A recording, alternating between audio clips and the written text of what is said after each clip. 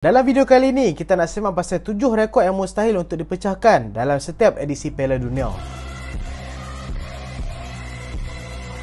Assalamualaikum dan selamat datang ke Pala Bola Studio. So, hari ni kita nak sembang pasal 7 rekod mustahil yang kemungkinan memang susah untuk dipecahkan. Tak kira lah berapa puluh tahun lagi edisi Piala Dunia berjalan, dan kemungkinan besar rekod ni akan kekal lagi. Disebabkan rekod ni hampir mustahil untuk dipecahkan. Bukan mustahil, sebab semua benda tak mustahil. Semua benda tak mustahil dekat dunia ni kecuali crush hang suka balik ke hang. Tu mustahil. Okey.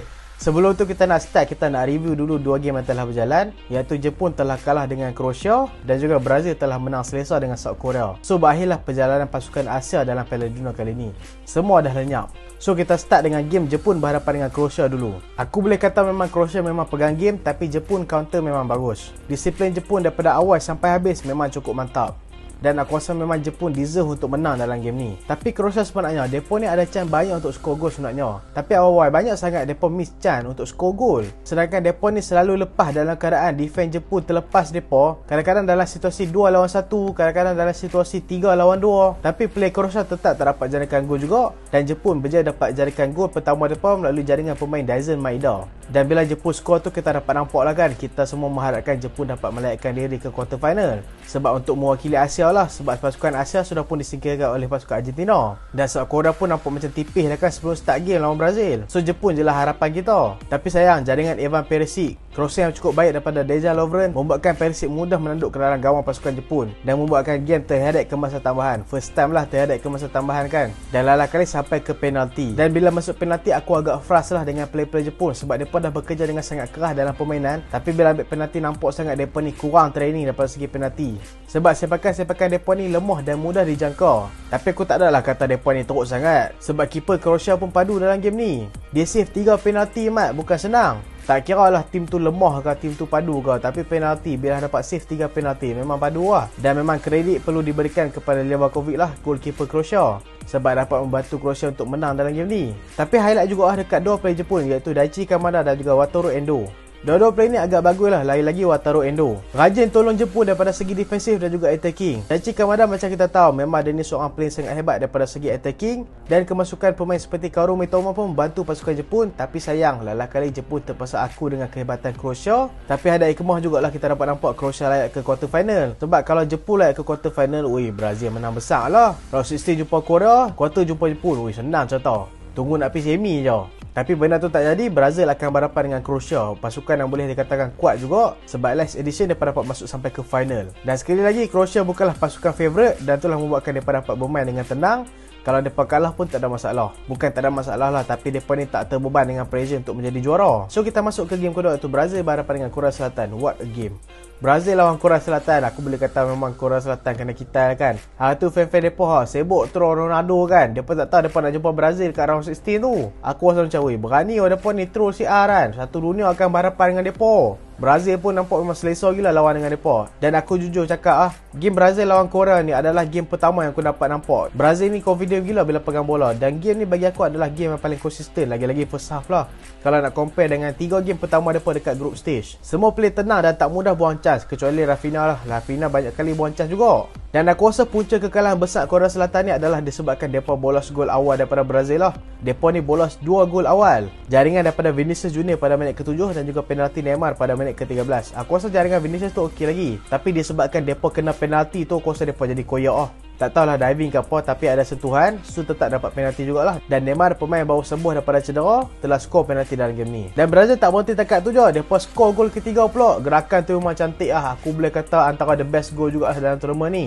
Gol Richarlison ni, link up memang cukup baik lah. Aku memang suka gila tengok link up macam ni kan. Bila tengok link up gol ketiga Brazil ni, aku teringat link up gol Arsenal dulu. Ingat tak yang gol Wilshere tu, yang 0 assist tu? Macam tu lah, padu gila. Tapi tak sepadu tu lah, Arsenal lagi padu.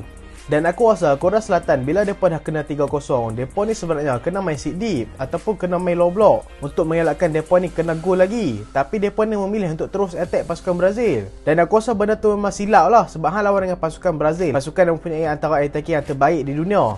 Depa ada player-player world class seperti Vinicius Junior, Neymar, Richarlison, Rafinha sekalipun. Dan bila kesat Korea still main open, bila serangan depa dibatalkan, senang je Brazil nak counter. Lalah kali dapat gol keempat daripada jaringan Paqueta. Gol keempat jaringan daripada Paqueta memang kira boleh kata melenyapkan teruslah harapan Korea Selatan.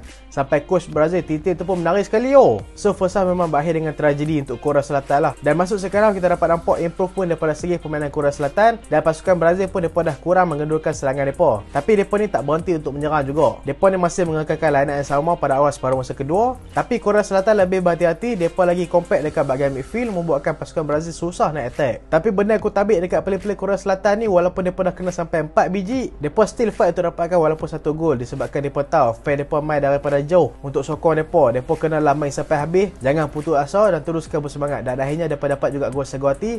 Jaringan yang cukup cantik daripada lock kotak penalti. Aku rasa memang berbanding jugalah. Fan-fan Korea Selatan menunggu dan terus sokong mereka. Tapi apapun, game ni berakhir dengan kemenangan 4-1 daripada Brazil. So memang Brazil makan ayam Korea pedah lah kan. Memang sedap lah kali ni. Dan quarter final nanti Brazil akan berhadapan dengan Croatia. Kita tunggu last game malam ni, iaitu Morocco berhadapan dengan Sepanyol dan juga Portugal berhadapan dengan Switzerland. So dah tak mau cakap banyak, kita nak tengok 7 rekod yang mustahil dipecahkan dalam Piala Dunia. Kita tengok rekod yang pertama. Rekod yang pertama adalah pemain paling banyak menerima kad kuning dalam satu game. Dan benda ni memang takkan dipecahkan lagi lah, iaitu Josep Simonic. Dia ni menerima 3 kad kuning dalam satu game. Selalunya 1 kad kuning je ataupun maksimum 2 kad kuning, lepas tu dapat kad merah. Tapi dalam game ni ref telah buat kesilapan. Referee ni bagi sampai 3 kad kuning. Kali ketiga tu baru dia bagi kad merah. Waktu tu Croatia berhadapan dengan Australia. Game tu berakhir dengan seri 2-2. Member mula-mula kena kad kuning pertama. Kad kuning kedua pun dia dah kena. Dan dia perasan sepatutnya dia ni kena send off. Tapi referee mungkin terlupa, referee biar je bagi kad kuning. Dan bila dia buat kesalahan ketiga, ref bagi kad kuning ketiga, barulah bagi kad merah. So aku rasa memang benda ni takkan dia ulangi lagi lah. Sebab lah ni memandangkan ada teknologi yang baik. Kalau referee buat silap pun, dia ni boleh ditegur ataupun keputusan tu boleh ditarik balik. Rekod yang kedua adalah gol terbanyak dijadikan dalam satu perlawanan, iaitu 5 gol. Rekod ni telah dicatatkan oleh seorang pemain Rusia, iaitu Oleg Salenko. Oleg Salenko ni dia special sikit. Dia ni adalah player pertama daripada pasukan yang tersingkir daripada group stage yang memenangi Golden Boot dalam World Cup. Baiklah tersingkir daripada group stage tapi dapat menang Golden Boot, maksudnya penjaring terbanyak. Hal ini disebabkan dia berjaya menjaringkan 5 gol dalam satu game. 5 gol tu telah dijaringkan semuanya ke atas Cameroon ketika Piala Dunia 1994. Dan sampailah ni, rekod tu masih lagi susah untuk dipecahkan sebab gila amat nak skor 5 gol dalam satu game. Lagi-lagi dalam World Cup, pressure sangat tinggi. Tapi Oleg Salenko ni berjaya menjaringkan 5 gol dalam satu game macam tu je. Dan satu lagi gol dia telah jaringkan ketika berhadapan dengan Sweden sebelum tu, gol penalti. Dan telah membuatkan 6 gol tu dah cukup dah untuk dia memenangi Golden Boot dalam tournament tu. Rekod yang ketiga adalah penjaring gol tertua dalam World Cup. Pada usia 42 tahun, ketika semua player sudah pun bersara dan ada dah mula buka dropship dekat Facebook. Tapi Roger Milla pada usia 42 tahun 39 hari telah berjaya memecahkan rekod yang sebenarnya dia telah pecahkan rekod dia sendiri dulu. Sebab sebelum edisi World Cup tu pun dia telah menjadi skorer tertua dalam World Cup. Tapi ini memang rekod yang unbreakable. 42 tahun 39 hari telah skor gol untuk pasukan Cameroon ketika berhadapan dengan pasukan Rusia. Walaupun game tu berkesudahan dengan Cameroon di belasah 6-1, tapi Roger Milla telah mencatatkan rekod tersendiri untuk dia dengan menjadi penjaring gol tertua dekat World Cup. Dan sebelum tu dia juga pernah pecahkan rekod sebagai penjaring gol tertua pada tahun 1990 ketika berhadapan dengan Colombia pada round 16 Piala Dunia 1990. So memang paduan ni. Itulah orang kata, makin tua makin menjadi. Rekod yang keempat adalah penampilan edisi World Cup paling banyak sebagai kapten, iaitu Rafael Marquez daripada Mexico. Untuk mewakili negara hang dalam World Cup 5 kali berturut-turut pun susah, tapi Rafael Marquez telah berjaya mengetuai Mexico dalam 5 edisi World Cup. 5 edisi World Cup tu adalah pada tahun 2002, pada tahun 2006, 2014 dan juga 2018 yang kali terakhir. Rafael Marquez telah mengetuai pasukan Mexico sejak seawal usia 23 tahun pada Piala Dunia 2022 Jepun dan juga Korea.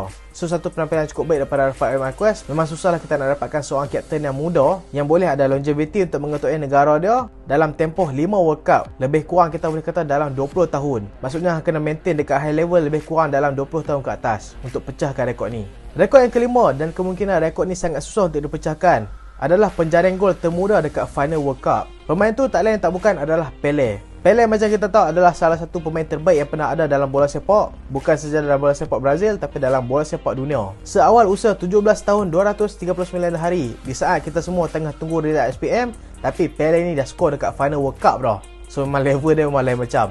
Dan Pelé ni telah melakukan benda tu pada World Cup pada tahun 1958. Dan Pelé telah melakukan rekod penjaring gol termuda dekat final World Cup ketika berhadapan dengan Sweden Dan rekod ni memang susah sangat untuk dipecahkan. Dan future pun kemungkinan besar rekod ni memang susah untuk pecah. Sebab susah man ada seorang player muda yang ada keyakinan untuk dapat start dalam satu game final. Game yang sangat penting, game World Cup final. Tapi dia dapat main, bukan saja dapat main tapi dapat deliver dan bermain dengan sangat baik. Dan kejayaan Pele ni telah membawa kepada fakta ke-6, iaitu satu-satunya pemain yang telah memenangi 3 World Cup sebagai seorang player. Siapa lagi kalau bukan Pele daripada Brazil? Sekali lagi, Pele ni telah mencatatkan rekod yang sangat gila yang telah memenangi 3 World Cup. Dia telah memenanginya pada tahun 1958, 1962 dan juga 1970. Dan aku dapat nampak rekod ni kemungkinan besar boleh dipecahkan oleh Kylian Mbappe daripada Perancis. Sebab kita duk nampak Kylian Mbappe ni memang padu dekat World Cup. World Cup kali ni pun kemungkinan besar juga Perancis boleh jadi juara. Mereka ni telah pecahkan curse World Cup dan kemungkinan besar boleh jadi juara. So kita tengok nanti ada tak beberapa player yang boleh pecahkan rekod gila Pele ni. Han nak menang satu World Cup pun payah, tapi ni Han nak menang 3 World Cup sebagai seorang player. Memang paduah Pele. Dan rekod yang terakhir adalah gol terbanyak dijadikan dalam satu tournament. Siapa lagi kalau bukan Jules Fontaine, seorang player daripada Perancis juga. Lah ni top scorer all time untuk pasukan Perancis dekat World Cup adalah Jules Fontaine. Tapi yang menariknya, Jules Fontaine ni telah melakukannya bukan dalam 2-3 tournament. Lah ni top scorer World Cup adalah Miroslav Klose daripada Jerman. Tapi dia telah menjadikan 16 gol untuk menjadi top scorer dalam World Cup dalam 4 tournament. Tapi Jules Fontaine ni telah menjadikan 13 gol dalam hanya satu tournament saja. Hang tak rasa gila ke? Hang bayarlah dalam 6 ataupun 7 game, dia ni berjaya menjadikan 13 gol. Dalam grup stage saja telah menjadikan 6 gol ketika berhadapan dengan Paraguay, Yugoslavia dan juga Scotland. Dan gol paling banyak dalam satu game dia buat adalah 4 gol ketika berhadapan dengan West Germany pada penentuan tempat ketiga. Sayanglah dia perform gila-gila tapi tak dapat menang World Cup dalam edisi kali itu. Dan kemungkinan besar rekod Jules Fontaine adalah rekod yang aku rasa memang sangat susah untuk dipecahkan lah. 13 gol dalam satu World Cup. Han dapat main maksimum dalam satu World Cup 7 game je. Dan intensity dalam World Cup ni memang sangat susah. Tapi Jules Fontaine berjaya melakukannya dengan menjadikan 13 gol. Dan dia juga adalah top scorer untuk World Cup untuk Perancis. Dan kemungkinan besar nanti Mbappe akan botol lah kalau tak ada apa-apa arahan melintang. So itulah 7 rekod yang hampir mustahil untuk dipecahkan dalam Piala Dunia. Dan nampak rasa apa lagi rekod yang mustahil untuk dipecahkan dalam Piala Dunia kali ini? Dan cuba komen kat bawah, okey? Dan terima kasih sebab tonton sampai habis. Jangan lupa like, jangan lupa share, jangan lupa subscribe. Aku Salehan. Assalamualaikum.